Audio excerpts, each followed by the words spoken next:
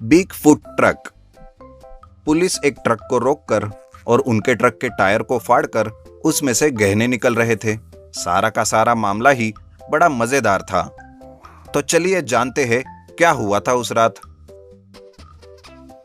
दरअसल कान्हावन में लुटेरों का एक बहुत बड़ा गैंग था जो रोज आसपास के गांव को लूट के अपने गुफा में वो छुपा कर रखते थे। एक दिन उस लुटेरों का सरदार बोलता है, क्यों रे, आज कहाँ जाना है? सरदार, आज हमको चंपारण जाना है। सुना है वहाँ के लोगों के पास बहुत संपत्ति है। अच्छा, तो चलो, देर किस बात की, फिर आराम से गोवा में छुट्टी मनाएंगे। गोवा का नाम सुनते ही सभी बहुत खुश होते हैं। उसमें से कालू कहता है, वाह सरदार, क्या बात कही है। सुना है वहाँ बियर बहुत सस्ता मिलता है और मसाज भी। फिर वो सभी लोग अपने गुफा से निकलकर उस गांव में पहुंच जाते हैं और एक एक करके पूरे गांव को लूट लेते हैं। तभी कुछ देर बाद पुलिस वहां आ जाती है और कहती है, सुनो, यहाँ अभी लुटेरे आए थे क्या? उनकी बात सुनकर गांव वाले कहते हैं, जी हाँ सर, और पूरा गांव लूट के ले गए, और आप हिंदी मूवी के पुलिस के जैसे पूरा काम खत्म होने के बाद आए हो, और पगार तो बहुत मोटी मोटी लेते हो। लुटेरों को पकड़ना छोड़, ये बहाना है, बहाना। अरे मेरे बाप, सुनो तो सही। आपके लिए जितना जरूरी है उतना मेरे लिए भी उसको पकड़ना जरूरी है। कल मेरे घर से मेरे बीवी के सभी गहने चुरा लेकर गए वो। ये सुनते ही सभी गांव वाले हंसने लगते हैं और कहते हैं, जो खुद के घर की रक्षा नहीं कर सकते वो हमारी क्या खाक करेगा। तभी ऐसा है, उनकी हंसी देखकर अपनी टीम से वो गुस्से से कहता है, चलो रे, आज पूरा जंगल छान मारते हैं। अगर वो लुटेरे कहीं मिल गए तो मार मार के उनका पिछोड़ा लाल कर दूंगा।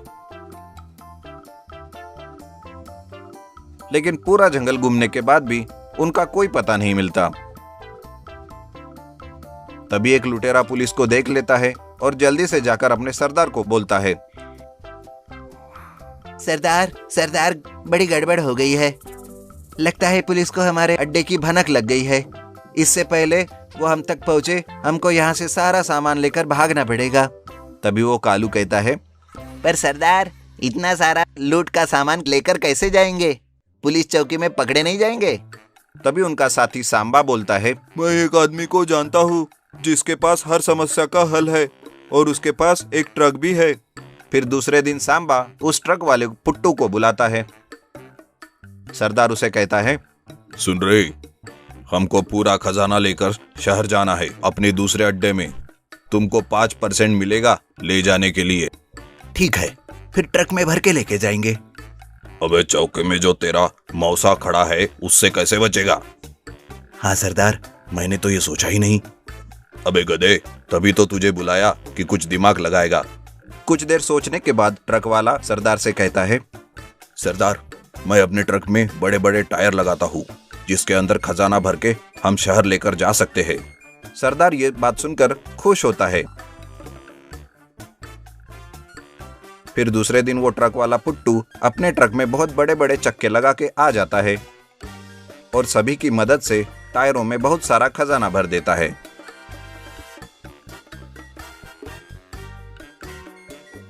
फिर पुट्टू अपने ट्रक को लेकर निकल जाता है और कुछ दूर में चौकी आ जाती है। पुलिस उसे रोकती है। एसआई पूछता है, कहाँ जा रहा है ट्रक में इतने बड़े बड़े टायर लगा के? साहब, शहर में मुझे बहुत बड़ा कॉन्ट्रैक्ट मिला है सामान इधर से उधर ले जाने के लिए, जो छोटे टायर वाले ट्रक में नहीं हो सकता। इस कारण ऐसे बड़े टायर लगा के जा रहा हूँ। अच्छा। एसआई और पुलिस ट्रक को अच्छे से चेक करके जाने देते हैं। पुट्टू शाम को पूरा खजाना छोड़कर वापस आ जाता है।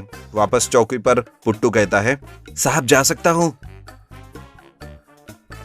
हाँ जाओ, ऐसा पुलिस कहती है। और पुट्टू फिर सरदार के पास चला जाता है। दूसरे दिन भी वो वैसा ही करता है। ऐसे वो 3 दिनों तक करता है। फिर सरदार कहता है, पुट्टू, आज ये आखिरी दिन है। आज हम सभी साथ में जाएंगे, फिर तुमको वहां से पैसा मिल जाएगा। ठीक है सरदार, लेकिन आप सभी अपना हुलिया बदल देना। ये सुनकर पुट्टू सभी बचे हुए खजाने और लुटेरे को लेकर निकलता है।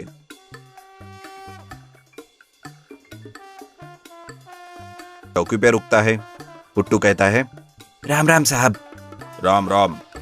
आज इतने सारे लोगों को कहाँ लेकर जा रहे हो? सर, ये गांव के मजदूर है, इनको काम दिलवाने जा रहा हूँ। अच्छा अच्छा, जाओ जाओ। पुट्टू आगे ट्रक लेकर निकलता है। तभी उस ट्रक में से एक सोने का झुमका गिरता है और वो पुलिस उठाता है और कहता है, अरे ये तो मेरी वाइफ का है, इसका मतलब वो लुटेरे उस ट्रक में हैं। अरे जल्दी जीप निकालो। ये कह के पुलिस उस ट्रक का पीछा करने लगते हैं और कुछ देर में ट्रक को ओवरटेक करके उसे रोक लेते हैं। पुट्टू कहता है, क्या हुआ साहब, ट्रक को क्यों रोका? अभी पता चल जाएगा कि क्या हुआ। सुनो, अच्छे से इस ट्रक की तलाशी लो। कुछ देर तलाशी लेने के बाद उनको लगता है कि ट्रक के टायर में कुछ तो गड़बड़ है। फिर टायर को वो काटते हैं तो उसके अंदर से बहुत सारा खजाना निकलता है। एसआई कहता है, पुट्टू ये सब क्या है? पता नहीं साहब, ये क्या है? अच्छा, तुझे नहीं पता? ऐसा बोलकर एसआई पुट्टू को एक झापड़ लगाता है और सबको बाहर निकलने के लिए कहता है। सभी लोग जब बाहर निकलते हैं तो उनको पता चलता है कि वो सब तो वही लुटेरे थे जो गांव को लूट रहे थे। एसआई कहता है, ओहो हो, डबल बोनस खजाना भी मिल गया और सभी लुटेरे भी। कांस्टेबल, इन सबको जेल में डालो और इनकी अच्छे से खातिरदारी करो।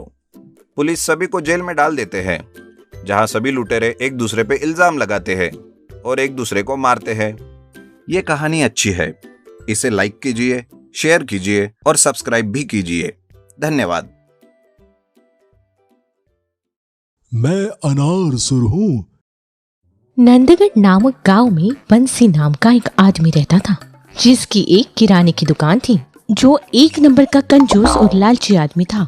अगर उसकी चाय में मक्खी भी गिर जाए तो उसे भी वो चूस के फेंकता था। अबे ओए कामचोर, जल्दी सफाई कर, दिवाली का समय आने वाला है, फटाके खरीदने जाना है। जी सेठ जी। इस बार बहुत कमाई होगी क्योंकि दूसरे दुकान वालों को डरा दिया है कि इस बार फटाके बेचना बैन है। पर आप कैसे बेचेंगे? अबे मैं ठीक दिवाली के एक दिन पहले ही फटाके निकालूंगा और 4 गुने दाम में बेचूंगा और दूसरे शॉप वाले पूछेंगे तो बोल दूंगा सरकार ने अभी मंजूरी दिया है। सेठ जी, कसम से बहुत कमीने हो आप। क्या बोला? कुछ नहीं। सेठ जी, कहाँ से लाते हो ऐसा शैतानी दिमाग? तुम्हारी मौसी के पास से। चल जा, जाके जल्दी काम निपटा। दिन भर पक पक करता रहता है, काम का न काज का, दुश्मन अनाज का। फिर कुछ देर बाद दोनों फटाके खरीदने चले जाते हैं और बहुत सारे फटाके खरीद के लाते हैं और अपने गोडाउन में रख देते हैं। सुनो गांव वालों, सरकार ने इस बार फटाकों पे बैन लगा दिया है। कोई भी फटाके नहीं चलाएंगे। अगर कोई भी फटाके फोड़ते और बेचते दिख गए तो उनका मुंह काला करके गधे पे बिठाकर पूरे गांव में घुमाएंगे। ये सब बंसी का नौकर सुनता है और तुरंत ही अपने सेठ को जाकर बता देता है। ये सब सुनते ही सेठ का दिमाग चकरा जाता है और वही सर पकड़ के बैठ जाता है। ये सब देखकर नौकर मन ही मन हंसता है। क्या हुआ बे, मेरे इस बर्बादी पे तुझे बहुत हंसी आ रही है? नहीं सेठ जी, मैं ये सोच के हंस रहा हूँ कि जब आपका मुंह काला करके गधे पे बिठाएंगे तो आप कैसे दिखेंगे? अबे ओए चुचुंदर, मैं क्यों बैठूंगा गधे पे? सेठ जी, आपने इतने सारे फटाके जो खरीद लिए हैं, अब उन्हें नहीं बेचेंगे, ऐसा तो हो ही नहीं सकता। तू सही कह रहा है, कुछ तो करना पड़ेगा। कुछ देर सोचने के बाद, सुन, मेरे दिमाग में एक धांसू आइडिया आया है। तू शाम को गोडाउन में मिल। जी। गोडाउन में रात भर काम करके एक बहुत बड़ा फटाके का एक अनार राक्षस तैयार करते हैं। हमने इतने फटाके का अनार राक्षस तो बना लिया है, लेकिन इसका करेंगे क्या? उसको पूरा स्कीम समझा देता है। कालू उस बड़े फटाके वाले अनार राक्षस को लेकर गांव की तरफ जाता है। गांव वाले जैसे ही उस अनार राक्षस को देखते हैं सब इधर उधर भागने लगते हैं। रुको रुको गांव वालों, मैं तुम्हारे गांव इसलिए आया हूँ क्योंकि मैं तुमसे नाराज हूँ। एक आदमी डरते हुए उससे पूछता है, आप कौन हो और यहाँ क्यों आए हो और हमसे क्यों नाराज हो?